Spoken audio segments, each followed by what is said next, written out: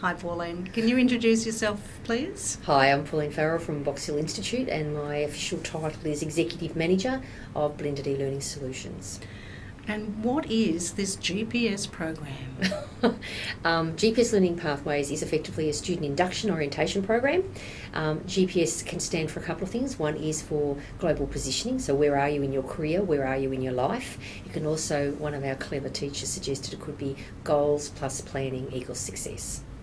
So the program is something that so far 5,600 students have gone through, and they do it hopefully within their first week to 2 weeks of commencing at Box Hill, if possible within the first 2 days. And they come into a classroom for 4 hours, and that's integrated with the ACER testing as well for our literacy and numeracy benchmarking. And they go through a series of tasks, but effectively it's structured around a personal plan, an education plan and a career plan. And how do the e-portfolios are they being used in that program? Well, Julianne was very clever and actually came up with the idea of integrating some of the key assessment tasks into Mahara e-portfolios. So we all feverishly worked away to ascertain which was the most appropriate, and it was very quickly included within the GPS Learning Pathways program. It was part of our strategic vision of introducing both, but we wanted to make sure that we had the opportunity to introduce the students to both of those systems on the first day.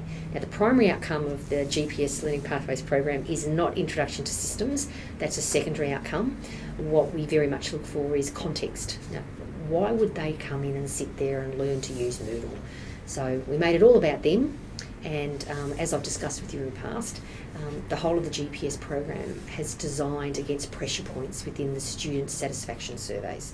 So what we did was we took an analysis of the things that cause dissatisfaction or stress, pressure points, things that could be potential exit points for leaving Box Hill, and some of them were really interesting, and some of those were things like computer rooms not working, not being able to get onto the system, not being able to access support when they needed it, things that usually I would have not associated as being such a high priority.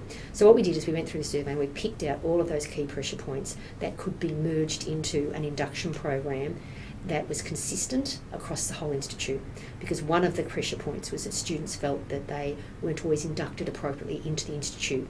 They may have been only inducted into a small component of the larger entity that they were actually enrolling in.